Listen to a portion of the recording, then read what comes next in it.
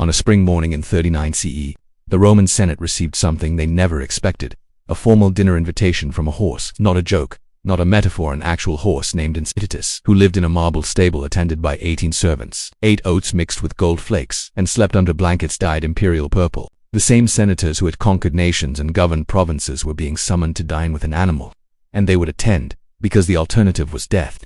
This wasn't madness, this was war. The Emperor Gaius Julius Caesar Augustus Germanicus, the boy the soldiers had nicknamed Caligula, had found a weapon more devastating than any sword. He had discovered that humiliation, wielded correctly, could destroy men more completely than execution ever could.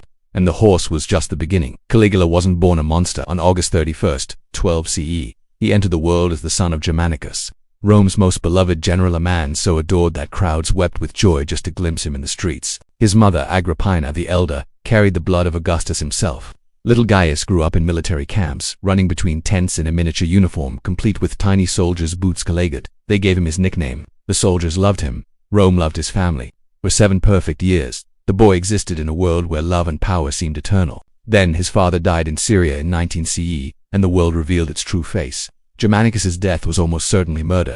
Agrippina knew it, said it publicly, and accused the Emperor Tiberius of ordering the assassination. She would not stop saying it. Tiberius would not forget. Over the next 6 years, young Caligula watched his family systematically erased. His mother was arrested, exiled to a barren island, and deliberately starved until her body failed in 33 CE. His older brother Nero Caesar was declared an enemy of the state and executed in 31 CE. His second brother, Drusus Caesar, was imprisoned in the palace dungeons and driven to such desperation that he tried to eat the stuffing from his mattress before dying of starvation in 33 CE. Aunts, cousins, family friends picked off one by one like pieces removed from a game board. By the time Caligula turned 19, he stood alone, the last surviving male of his bloodline, surrounded by the ghosts of everyone he had loved. Then came the summons. Tiberius, the emperor who had murdered his family, wanted the boy to come live with him on the island of Capri. Today we think of Capri as a paradise, a tourist destination of crystal waters and sun-drenched cliffs. In 31 CE, it was something else entirely, a fortress of fear where Tiberius had retreated from Rome, surrounding himself with informants, torturers, and executioners. The ancient historian Suetonius describes it as a place where death waited behind every conversation, where a wrong word or expression could mean accusation, trial, and execution before sunset. This is where 19-year-old Caligula was sent to live with the man who had slaughtered his entire family. For 6 years he existed in a state of perpetual, suffocating terror. Every word he spoke could be his last. Every emotion had to be controlled, masked, buried so deep that nothing real could ever reach his face. He learned to show Tiberius only what the old emperor wanted to see. When informants tried to provoke him into criticizing the regime, he refused to bait with perfect discipline. As one writer observed, never was there a better slave. He attended torture sessions and executions not because he wanted to, but because refusing would raise suspicion. He watched men scream and learned to keep his face blank.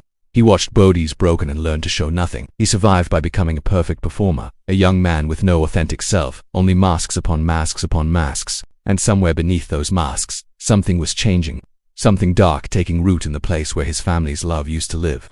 If you're drawn to the darkest corners of history, to the moments when power reveals what humans are truly capable of becoming, subscribe now and join us as we continue to explore the shadows of the past. These aren't just stories, they're warnings written in blood. On March 16, 37 CE, Tiberius finally died at the age of 77 after 23 years of increasingly paranoid rule. Rome didn't mourn, they celebrated. And the 24-year-old survivor from Capri, the orphan who had learned to feel nothing and show less, became emperor of the known world. For 7 months, it seemed like a miracle. Caligula recalled exiles, burned the documents from Tiberius's treason trials, gave bonuses to soldiers and money to citizens. Ancient sources describe these months as a golden age. Over 160,000 animals were sacrificed in thanksgiving. Rome had survived the nightmare and emerged into light. Then, in October of 37 CE, Caligula fell ill with a fever so severe that he became delirious, thrashing in his bed while the city held its breath. Citizens poured into the streets praying for his recovery. Some even posted public pledges offering to die in his place if the gods would spare their young emperor. For 30 days, he burned, and when he finally recovered, when the fever finally broke and he opened his eyes again, the man who looked back at Rome was someone else entirely. The generous ruler who had burned treason documents now began new investigations. The clement emperor now forced his own father-in-law to cut his throat with a razor. Within months, he would execute his cousin and co-heir, Tiberius Gemellus, for the crime of having breath that smelled like medicine. In evidence, Caligula claimed that Gemellus was taking antidotes against poison, which meant he feared being poisoned, which meant he must be guilty of something. The logic was insane. The logic was perfect. The logic was the only thing that mattered anymore. What happened during those 30 days of fever? Modern researchers have proposed temporal lobe epilepsy, lead poisoning from wine sweetened with lead acetate, or encephalitis, inflammation of the brain that can permanently alter personality, impulse control, and emotional regulation. We will never know with certainty. What we know is that Caligula went into that illness as one person and emerged as something fundamentally different. And this new Caligula understood something the old one had only suspected. The Senate was already broken. They just didn't know it yet. The Roman Senate in 37 CE was a ghost pretending to be alive. They still held theoretical power. They confirmed emperors, passed laws, administered provinces, but everyone understood the truth. Real power belonged to whoever commanded the legions. The Senate's function had been reduced to providing legitimacy, making dictatorship look like democracy, giving the appearance of constitutional government while possessing none of its substance. And the senators knew this. They were men who had inherited vast fortunes and ancient names, who held titles that had once meant absolute power, who now spent their days voting as they were told and pretending they had a choice. They were proud, deeply concerned with dignity, and utterly, completely powerless. Caligula looked at these men and felt nothing but contempt. He began with small humiliations, making over 30 senators run beside his chariot for miles in their formal togas, transforming Rome's ruling class into sweating attendants jogging alongside his vehicle. At dinner parties, he made them wait on him personally, standing at his couch with napkins like servants. When the consuls forgot to proclaim his birthday a holiday, he simply deposed them. For 3 days, Rome had no consuls at all. The highest office in the Republic ceased to exist because the emperor was annoyed. But these were just the beginning. Caligula began holding what might be called truth ceremonies. Senators would be summoned before him and forced to confess not to crimes they had committed, but to desires that contradicted their public identities. A senator known for morality might be forced to admit to perversions. A senator proud of his courage might be made to acknowledge cowardice. The confessions were public. The shame was permanent. The philosopher Seneca, who lived through this period, later wrote that, under Caligula, men were punished not just for what they said, but for what they felt, and for what they didn't feel strongly enough. If you didn't laugh at his jokes with sufficient enthusiasm, that was noted. If you seemed sad when you should be happy, that was suspicious. The emotional performance that had kept young Caligula alive on Capri was now required of everyone, all the time, and it was never, ever enough. Then Caligula began claiming divinity. Previous emperors had been declared gods after death, a political honor that acknowledged importance without requiring worship of a living man. Caligula demanded it now. He built a temple dedicated to himself, placing inside a life-sized golden statue that was redressed daily in whatever clothes he happened to be wearing. He appointed priests. He established sacrifices of the rarest birds, flamingos, peacocks, pheasants. He ordered the heads removed from statues of Roman gods, including Jupiter himself, and replaced them with his own likeness. He positioned himself in the temple of Castor and Pollux, standing between the divine twins as though he belonged among them. At night, according to Suetonius, he invited the full moon to his bed. During the day he held whispered conversations with Jupiter, sometimes threatening the king of the gods. Lift me up or I'll lift thee. The Senate watched their temples desecrated and their gods replaced, and they voted to approve it. They established the imperial cult. They offered sacrifices to their living emperor god. With every act of submission they became more obviously, more humiliatingly powerless, and Caligula watched their compliance with growing contempt. If the Senate would vote for anything, absolutely anything, what did that say about the institution that was supposed to guard the Republic? So he decided to test exactly how far their submission would go. He would propose something so absurd, so insulting, that surely even these broken men would refuse. He would make his horse Incitus a consul of Rome. Incitus wasn't just any horse. He was Caligula's champion racer, the fastest horse in the imperial stables, and the emperor lavished attention on him that would have seemed excessive for a beloved child. The marble stable, the ivory manger, the purple blankets and jeweled collar, the 18 servants, the gold-flaked oats. Entire neighborhoods silenced before races so the animal could sleep undisturbed. Incitus was invited to dinner parties where he was served golden barley while senators watched. The emperor drank toasts to the horse's health. Then came the announcement that Caligula intended to make this animal a consul. Modern historians debate whether Caligula was serious or simply making an elaborate joke about senatorial irrelevance. If a horse could be consul, what did that say about the humans currently holding the office? They did nothing important, decided nothing important, were nothing but ceremonial props. By proposing Incitus, Caligula was forcing the Senate to confront their own meaninglessness. They couldn't refuse, he was the emperor, but they couldn't accept without admitting their ancient institution had become so hollow that an animal could serve in it. It was a trap with no good exit, and that was precisely the point. The joke and the cruelty were inseparable. The horse wasn't even the most spectacular display. In 40 CE, Caligula ordered the construction of a floating bridge across the Bay of Naples, approximately 3.6 kilometers of merchant ships, commandeered from across the empire, anchored in a double line, covered with earth, and paved like a road. It took months to complete. It disrupted grain shipments. It cost fortunes from a treasury already under strain.